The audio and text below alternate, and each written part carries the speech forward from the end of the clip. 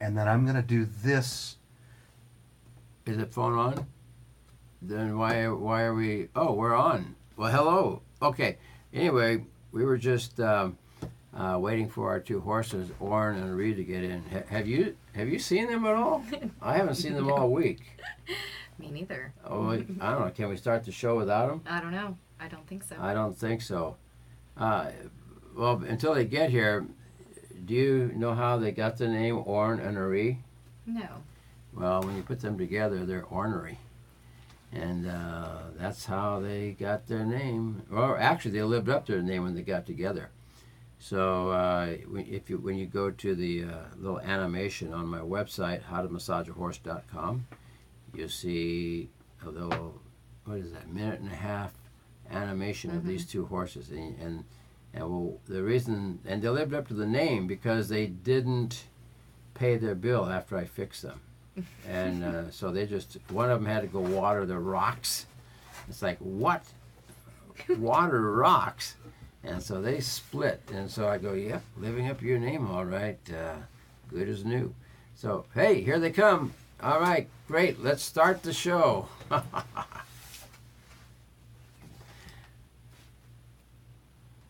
Okay, I've got an interesting topic. Usually we talk about really positive things and on the show about horses and fixing problems. But I had a situation uh, come up, and I'm going to call this segment Yelp Needs Help. And here's what happened. Years ago, I did an article called Yelp Needs Help. One of my students tried to post. She never posted anything on Yelp, and so she tried to put a post, and they kept rejecting it. And I had a bunch of other letters that went on Yelp that wouldn't go on Yelp, and I had some that had been there for a while that disappeared. But the ones that seem to stay there are the nasty ones. And they're not really reviews, they seem to be a personal vendetta. So, Wow. so I did a little investigating on Yelp, and I guess what I'm going to talk about today is for those out there who are maybe feeling really bad because they got some bad reviews they don't feel they should have gotten. Um, I'm going to tell them not to worry. And so, what got me thinking about this was I received a phone call from Yelp this week. And this lady says, "You've got a great program. You got some great, wonderful reviews." I'm thinking, I do? Not when I last looked. And I mean, there's a personal vendetta on there. It's not a review. It's like I'm going to get even with you, kind of a thing. Oh my Yeah, gosh. because I held her accountable on something, and people today don't like to be held accountable on their statements.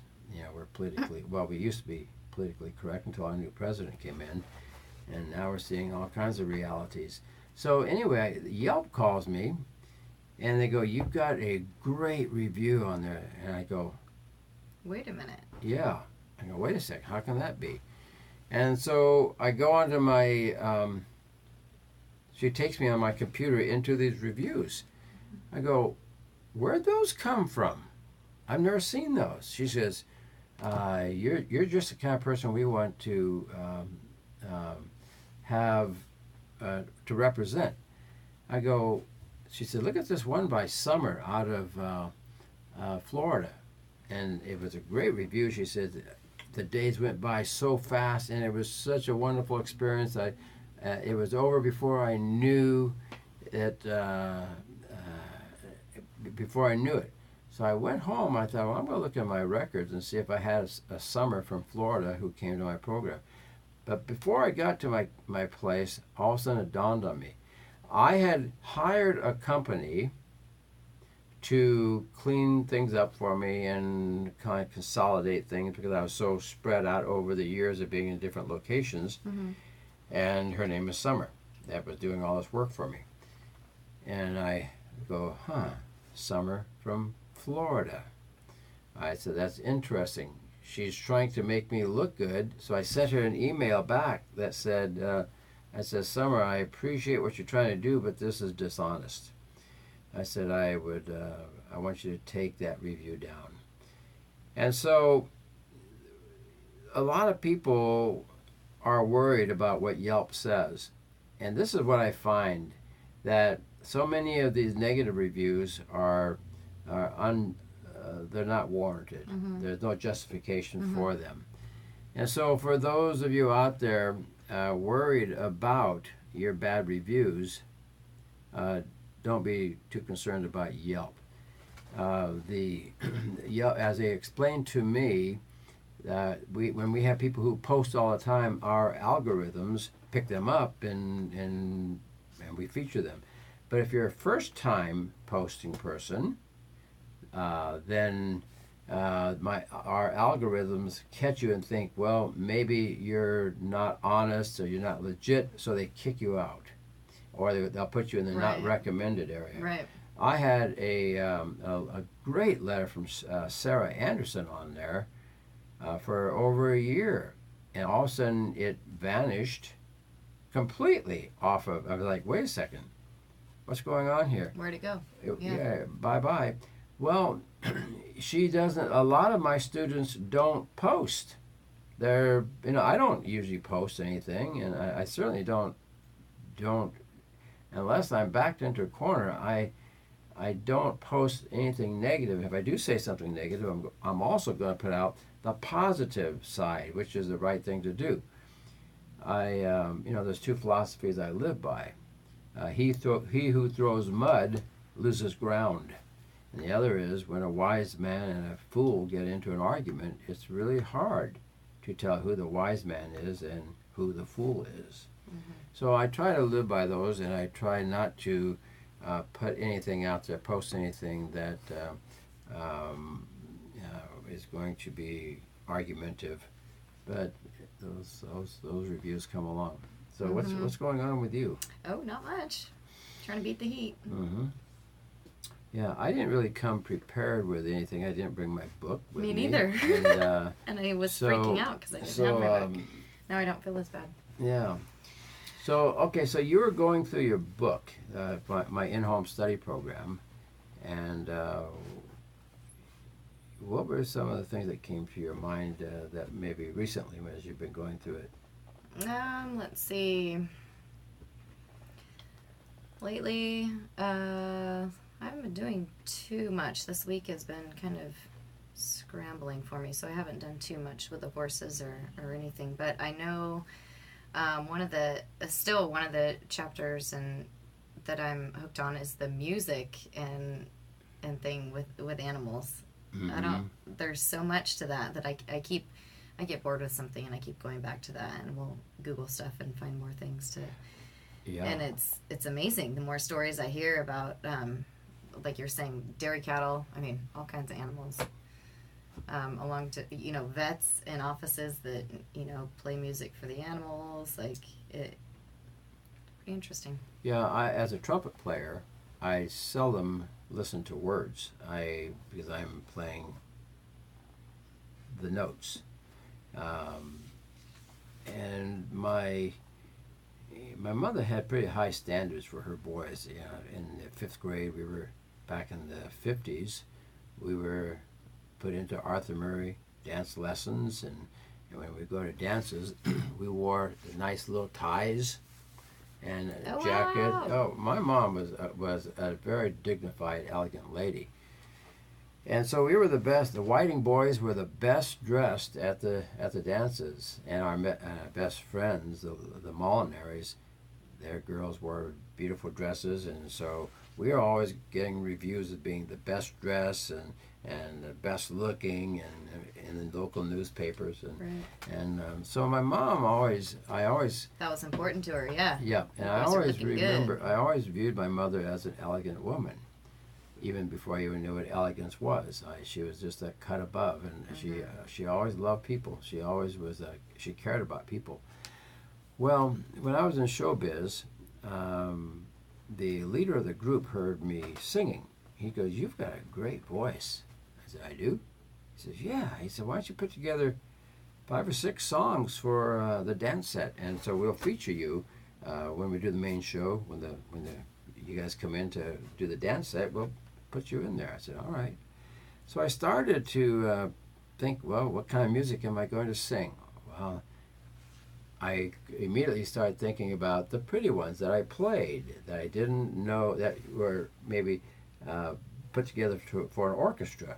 Right. And so when I got that sheet music, that was before the time of computers, I got the sheet music, and I'm starting to rehearse these songs, and I'm looking at the lyrics. And I go, whoa, that's the lyrics? That's crap. If my mother heard me talking like this, it's like, Not gonna work. I would embarrass my mother. And so I started realizing that it's just as wrong to sing garbage as it is to talk to your friends about garbage, because this doesn't make you a good person. It takes you down to a lower level. And so music is a very powerful tool, as you've been reading in your material. And that tool can either enable us or debase us. It can either make us great, and we are what we associate ourselves with. And so if you're filling your life with quality music, and the words are a high standard, so Meaningful, or some. When I was in Washington D.C., when I was a trainer to Bob Whelan, the double amputee that walked across America on his arms. I was the dinner guest of an ambassador from another country. I forget who that was right now. Whoops, shouldn't do that. But it was a very prestigious opportunity. And I remember in his small group that when we would talk, I mean, he would refer to me as Dr. Whiting. Well, I hadn't received my doctorate yet, or I hadn't earned my doctorate yet. So, but he was ahead of the curve, and somehow he thought I should be a doctor. So what was really interesting, Brandy, is that I found myself, when he would ask me a question, checking my words so carefully as to not embarrass this man or embarrass myself or my family in the presence of a dignitary. And so I was very thankful. I mean, my mom even taught me how to set a table and how to eat the right way, what all his utensils were. And so I was pretty well educated. And so here I was in the midst of royalty, and I felt very comfortable and very confident. But my point is, I checked every word that came to my thoughts before they ever came out of my mouth. And I didn't want to be brought down to the level of a foolish person.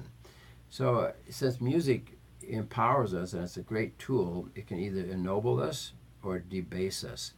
And so I try to get my students to understand that whatever comes out of your mouth is going to be an extension of what's inside of you.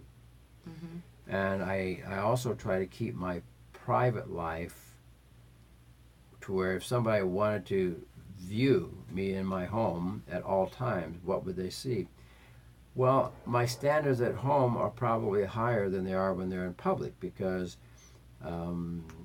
I can do my studies, and the things I love to study and research and read are kind of boring to most people. So my home life, my private life, is at the top. And so when I go out in public, that's who I am. So, but a lot of people have skeletons in their closets. A lot of people have, I mean, you have a daughter, you want to teach her to be honest at all the time and integrity, because you don't want to have somebody open up the closet and say, look what I found in here. Oh, okay, I tried to hide that from you. Or you tell a lie, then you get caught in that lie, then you have to tell another lie. I've had bosses like that in years past. So music it's a very interesting. We talked a little bit about how music affects water. Did you ever go online and say, "Oh no, I need to"? Remind me to write that down before we leave, because I totally forgot. Yeah, and we see how it affects plants and animals. Now, it's an interesting thing. There's a great book. It's called The Secret Life of Plants. Now, I remember a number of things from that book that stand out, but one thing that stood out was how alert plants are. The man was in his laboratory, and he was doing something, and he had these probes and these electrons, and he set them down against one of the plants. All of a sudden, the machines start popping, and he goes, "Oh, what's this?" And so he's playing around, and he He eventually got to where he put fire clear close to the plant and it registered. And he went to all this interesting Wow. research. And he goes, so they did this test. Feed me Seymour. Kidding. I love that movie. Little Shop of Horse. So what they did, they had a room full of plants, and they had all of these machines hooked up to the plants. This fellow came into the room, and he took and he destroyed probably 50% of the plants. He broke them, he burned them, he tortured them, then he left the room. And so then they started bringing people in one at a time. They'd bring person one in, the plant would register a little bit, all the plants would a little bit, they'd take them out, the next person come in, they know that he was there. The person that destroyed the plants, when he came in... Shush it. Nope. When he came in, the needles went buried. All of the plants registered, that's the guy, that's the one. And so they have a recognition. What? They have an understanding. So the book is A Secret Life of Plants. Whoa. So I talk to people who are vegetarians. I go, well, why is it that you are a vegetarian? I'm not trying to make you go one way or the other. So, well, I just don't want to kill anything that's alive. I said, well, check this out. Check out, yeah, read The Secret Life of Plants. And for those of you out there, if you haven't read it, it's going to be mind-boggling. Another thing that was really interesting was this housekeeper was watching the cleaning up, and all of a sudden she sees some of the plants starting to wilt. And she said, what's going on here? And it was at a certain time of the day, and she noted that. Well, she got a phone call that night. The man who owned the house was almost like 3,000 miles away, and he got in an accident. And the accident occurred at the same time the plants went into this wilt. They were so connected to him that when he had the accident, they reacted accordingly. So it's a very interesting book, and it really points up how everything crazy. on this planet and the universe is interrelated and connected. Mm-hmm. And it, I go back to the book of Genesis, where it says, in the beginning, God created the heavens and the earth together as a unit. And so everything works as a unit. Everything works, so there's a connection. It reminds me of the movie Avatar. Mm-hmm. And, we love Avatar. Yeah. Oh, I do too. And it just showed the connection of everything at that time in the movie, in that world. Mm-hmm. And we're so disconnected. I was just having, Mr. Producer, what was that lady's name? Lynn. Lynn, the one that you get her. Yeah. Lynn Bettinger. She told she got your stage name. How dare her? Yeah. So anyway, I was telling Lynn about why I like working with horses as opposed to people, even though I've got this background of working with people, world-class athletes, and I had many times in the spotlight with them. But I'll take a horse any day. And she goes, why? I said, because horses don't play games. Mm-hmm. They're honest. I said, people, you can't trust people, especially today. I mean, it's fashionable to lie. It's fashionable to be deceptive. Mm-hmm.